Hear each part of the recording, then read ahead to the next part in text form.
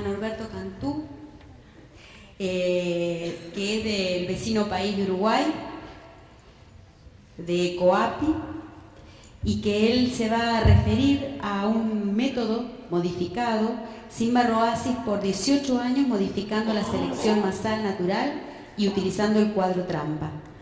Bueno, bienvenido,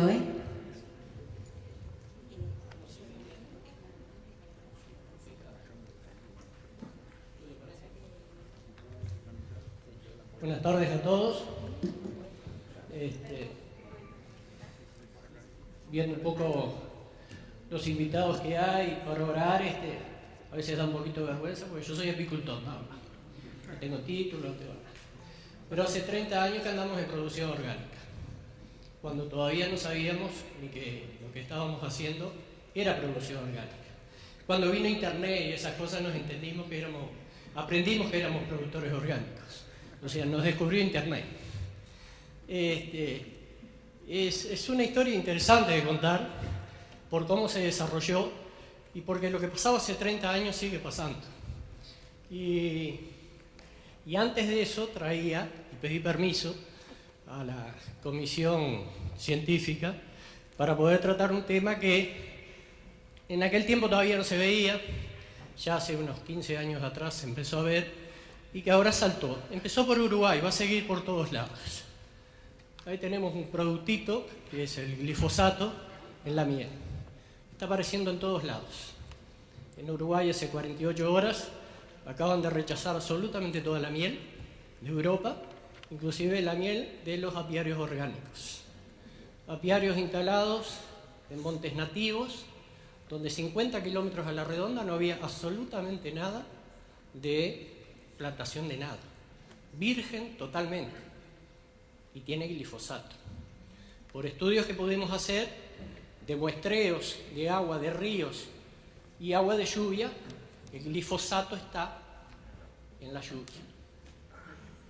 Por lo tanto, si acá no juntamos esfuerzos, información y demás, va a ser un problema generalizado, porque además si hacemos un muestreo de todo lo que estamos presentes acá, de orina, es muy probable que el glifosato esté adentro de nosotros.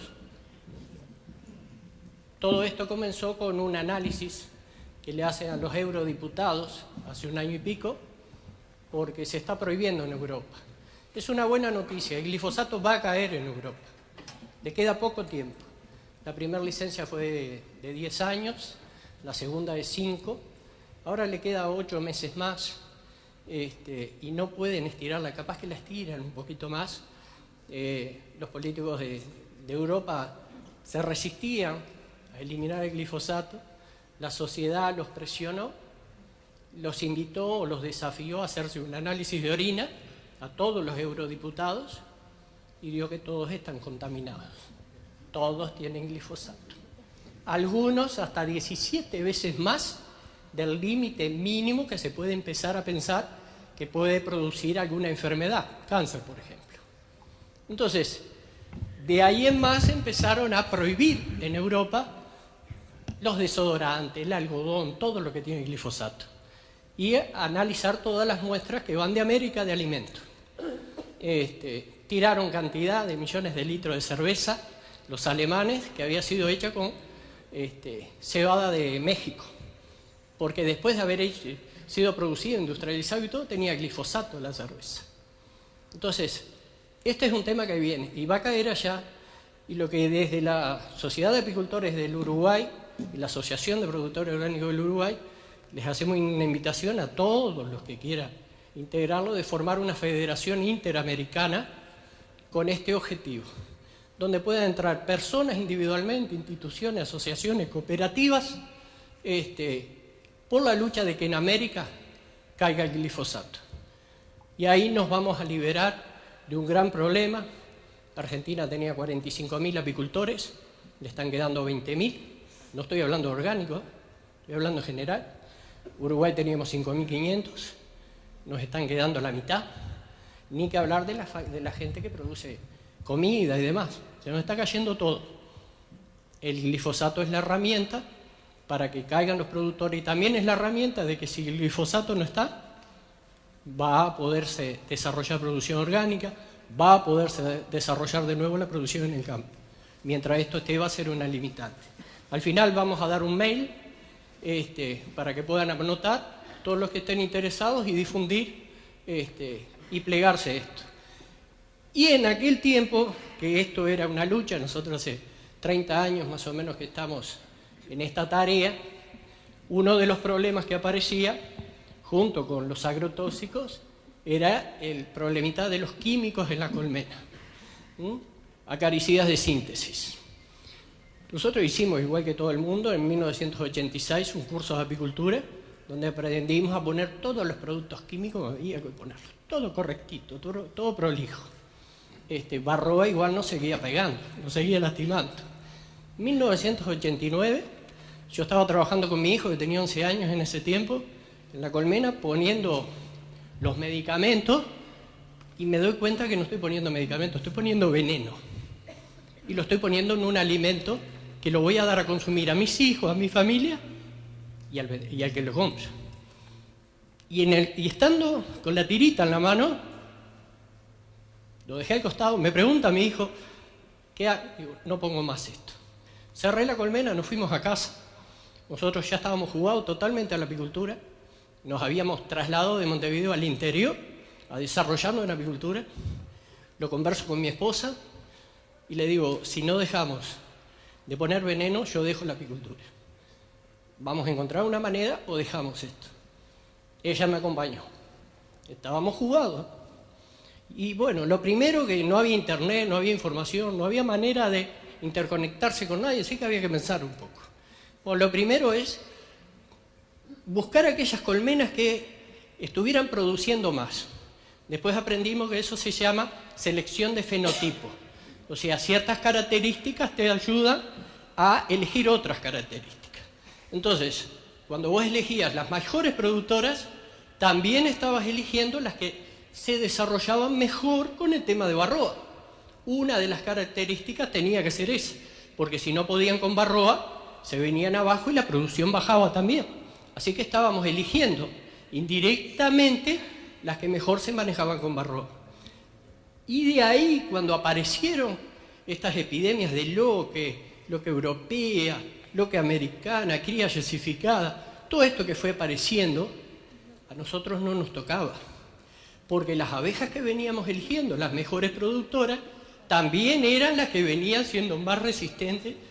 Después aprendimos, un tema que no lo vamos a poder tocar porque es muy extenso, que el sistema o el método para criar reinas que tú elijas va a incidir muchísimo en la sanidad o no de la colmena. No es solo reproducir las buenas colmenas o las buenas familias de abejas, sino el método que utilizás de reproducción. Puede ser o es importantísimo al punto de que mientras elegís por un lado lo mejor de las familias como base genética, con el método podés tirar todo al piso. Pero es muy extenso, no lo vamos a tocar. Pero era parte de la selección masal, esto también lo aprendimos después, estábamos haciendo seleccionando fenotipo, selección masal, que íbamos desarrollando.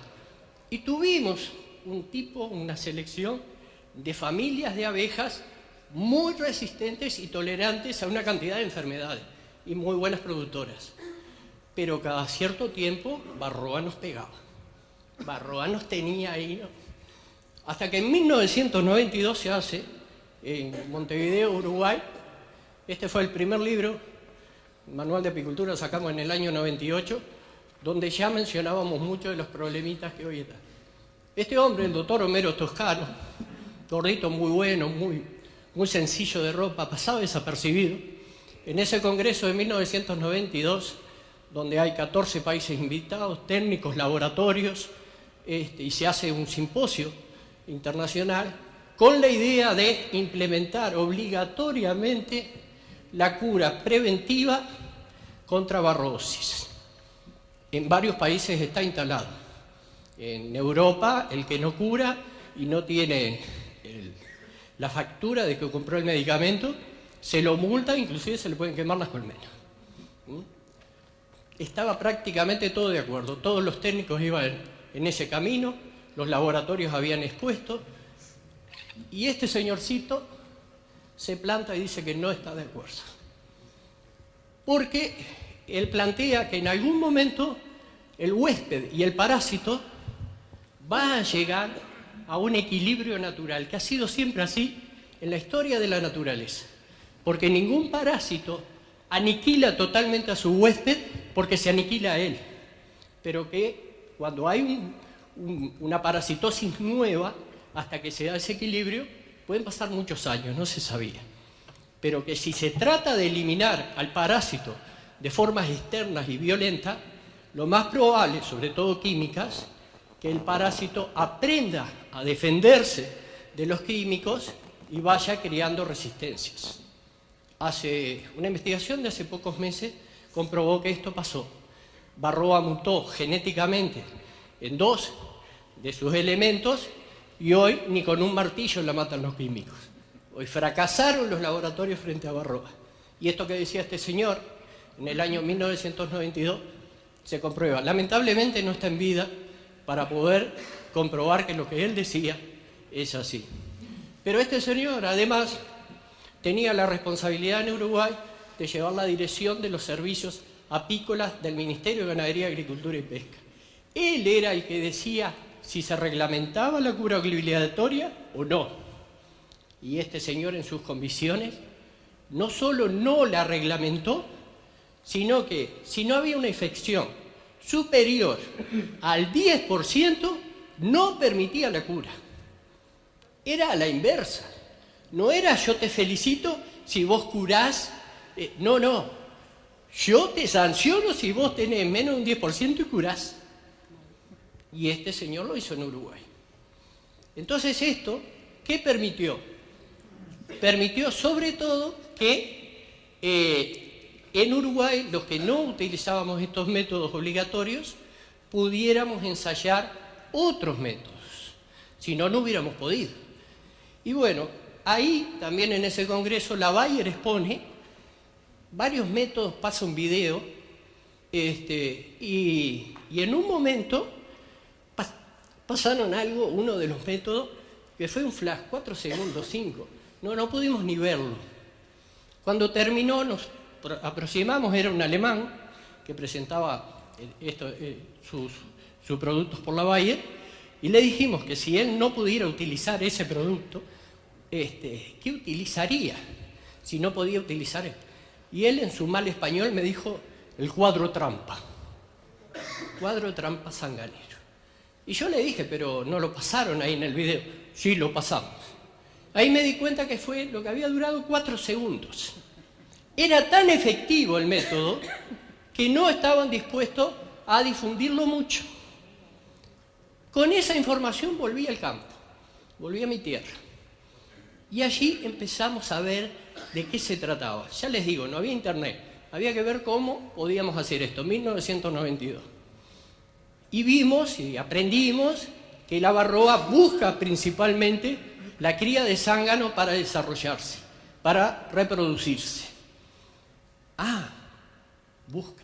En ese mismo año, pero nosotros nos enteramos hace pocos años, Michel Campero en Italia estaba haciendo la misma experiencia que nosotros estábamos haciendo acá. Pero no teníamos comunicación, no sabíamos.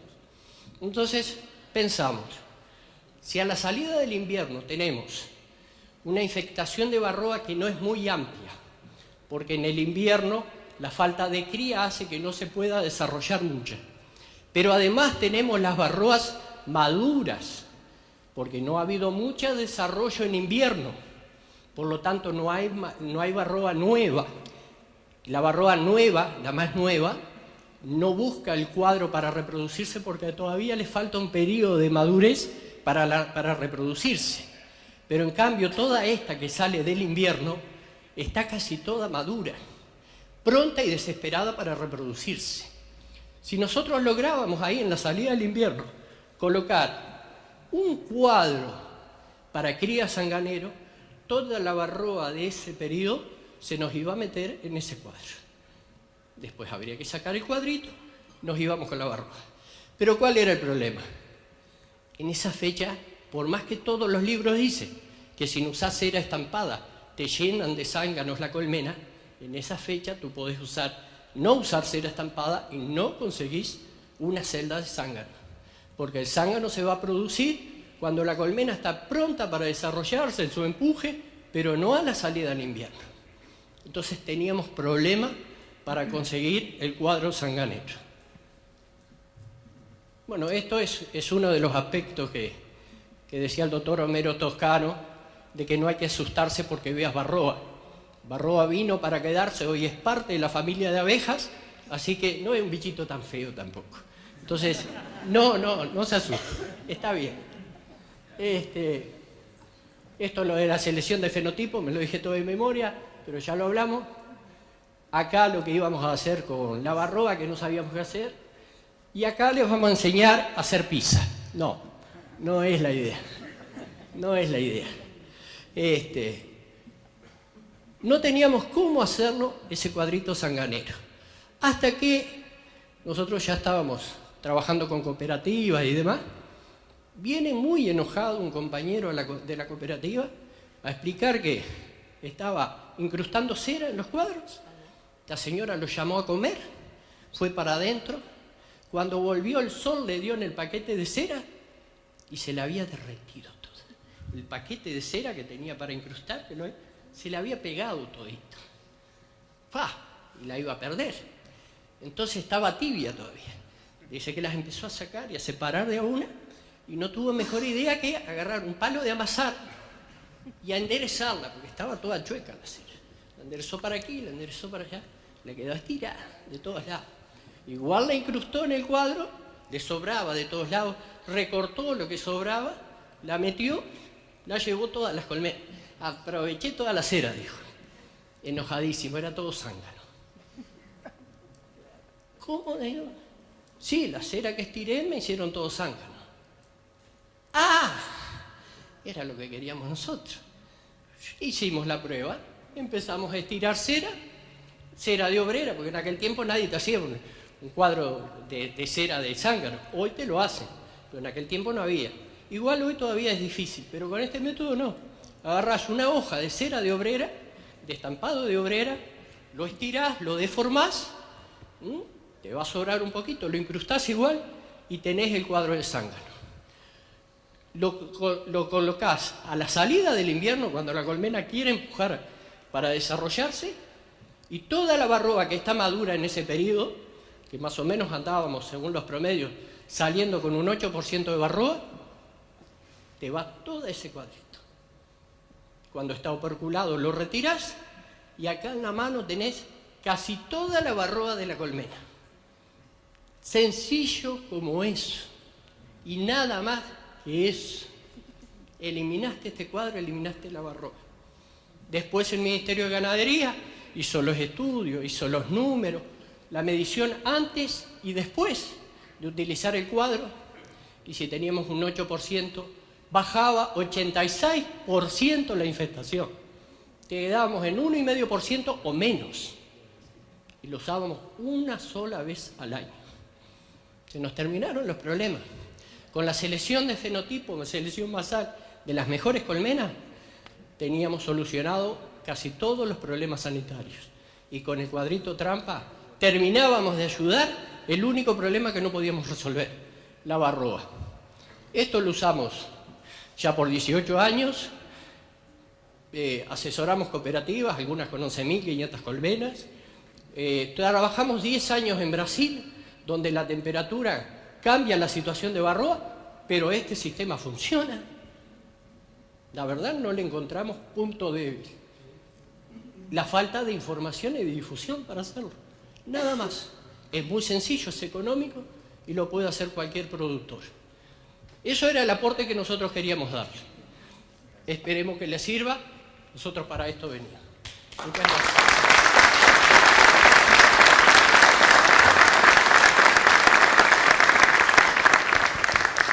Ahí está el mail y el teléfono y más que nada por la federación, que nos interesa mucho, a ver si podemos parar ese otro problemita. ¿Alguna pregunta? Muchas gracias, Norberto. Sí, quedamos a la espera de las preguntas. Levanten la mano, por favor. Allí adelante. Sí, espera un momentito. Sí, ¿qué tal? Buenas tardes. ¿Qué hacen con el cuadro ese que sacan? Si estuviéramos en Japón, le vendemos los zánganos a los japoneses porque pagan mucho para comerlos. Pero como no estamos en Japón, lo derretimos en agua caliente, filtramos la cera y el resto de suciedades y aprovechamos la cera. Muchas gracias. Antiguamente, cuando no teníamos el método, cada cuadrito de zángano que tenía era oro en polvo. Entonces le sacábamos uno por uno, lo poníamos a las hormigas te lo limpian todito y lo volvíamos a usar el año que viene. Pero ahora, después que este productor, la señora lo llamó a comer, solucionamos el problema. Muchas gracias. Por favor. ¿Alguna otra pregunta? Allí atrás.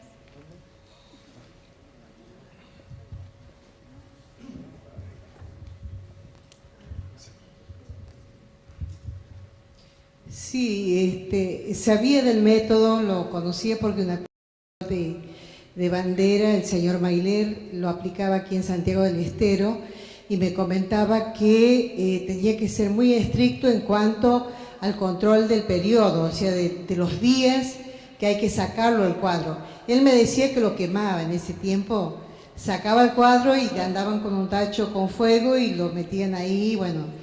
Ahora usted habla de la recuperación de la cera, que es muy importante. ¿A los cuántos días lo saca el cuadro? Colocándolo en el centro de la colmena, al cuarto o quinto día ya está dorado y con postura de la reina. 9 días después está operculado. Así que si ponemos 5 días desde que el cuadro quedó obrado y con postura, más 9 días para la operculación, tenemos 15 días que el cuadro desde ese momento ya lo podemos retirar. Y para nacer el zángano va a demorar 24 días, o sea, todavía 15 días más. Desde el momento que ponemos el cuadro, yo diría ir a los 20 días más o menos, que estás en un periodo medio, pero tenés mucho tiempo para sacarlo, porque desde el momento que está operculado, Barroa quedó atrapada ahí adentro. Claro. No se puede escapar. Y tenés 15 días para ir cuando quieras a sacarlo el cuadro. Es súper seguro el método. Ah, muchas gracias. Por Muchas favor. gracias. Aquí Espera un adelante momentito. tenemos otra pregunta. Sí, un momentito. Ahí te alcanzan Para que te lleve. el micrófono, Alberto.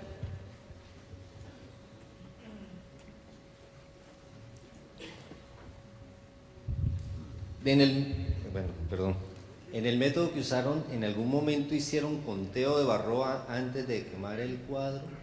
Sí, sí. ¿Y cuánto le dio? Dio promedio que salíamos nosotros ya en el momento que el Ministerio de Ganadería hace, porque le pedimos que lo hicieran, como trabajamos bastante de acuerdo mentalmente en lo que queríamos, estuvieron muy afín. Salían con un 8-9% de infectación del invierno.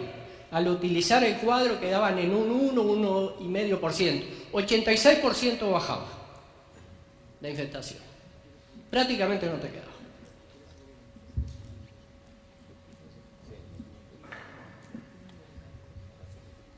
¿Alguna otra pregunta? Allá al fondo, mirá.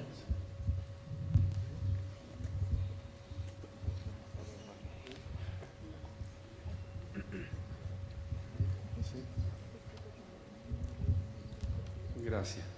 Sí, es simplemente para hacer, ¿no es cierto?, un comentario respecto del método, que si bien es un método que se usa, ¿sí? La precaución de ser muy cuidadosos en el momento de la retirada del cuadro, porque en el caso de errarle por un poquito, vamos a tener una fábrica de Barroas dentro de la colmena. Sí. Sí, no es un poquito, son 15 días. Son 15 días que vos tenés desde que opercula hasta que nace. El día 9 al 24 no van a hacer nada, no va a salir. Eso en la naturaleza te lo tenés totalmente seguro. Claro, si te echás a dormir 20 días, un mes, es otra cosa. Pero tenés 15 días. No es tan riesgoso para nada.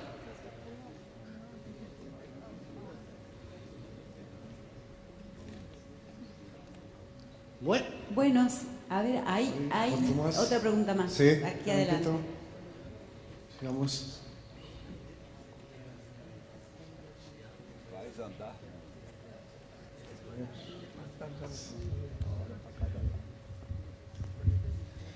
Bueno, gracias, me encantó, la verdad.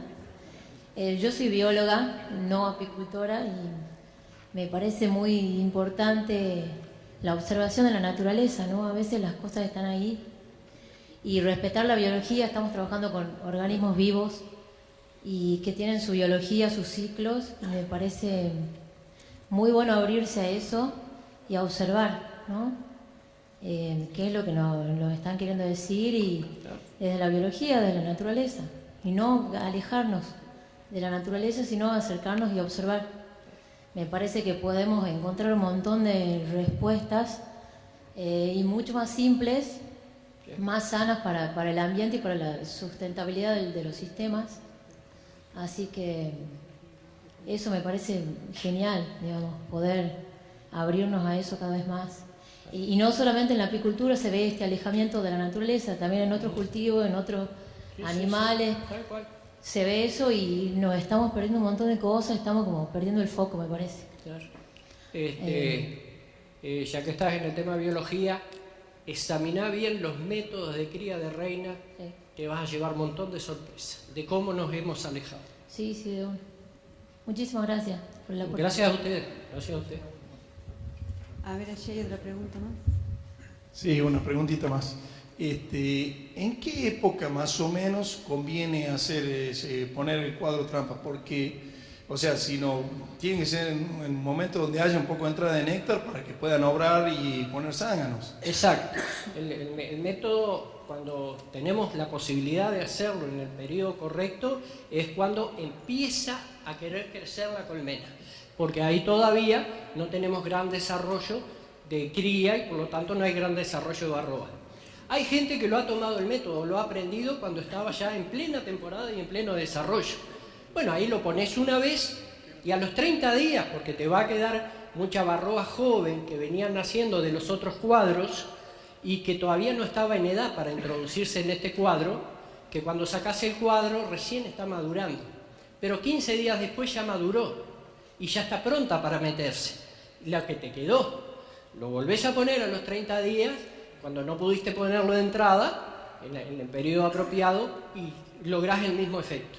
Con dos posturas en aquel momento, pero con una sola en este periodo, lo solucionás. Gracias. Bueno, me encantó tu presentación. La verdad es, solamente a modo de comentario, el cuidado que hay que tener es el momento en que colocas tu marco, ¿no? Eso es importante. Nosotros en Bolivia no hay acceso a acaricidas, la apicultura es una actividad relativamente pequeña, nueva, entonces sí se ha usado este método. Es el cuidado que hay que tener es cuando metes el marco. Correcto. La barroa va a estar siempre atraída a entrar al zángano, eso lo tenemos comprobado.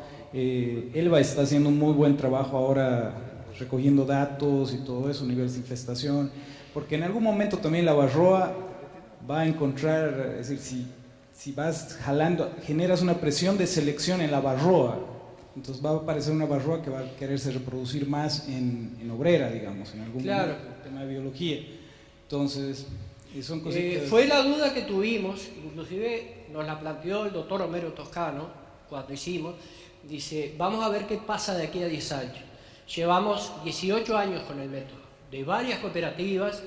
Mira, lo tomó las comunidades vía guaraní, y hace pocos años las visitamos de vuelta y están entibiando las hojitas de cera arriba de las piedras y mantienen el método y sigue funcionando.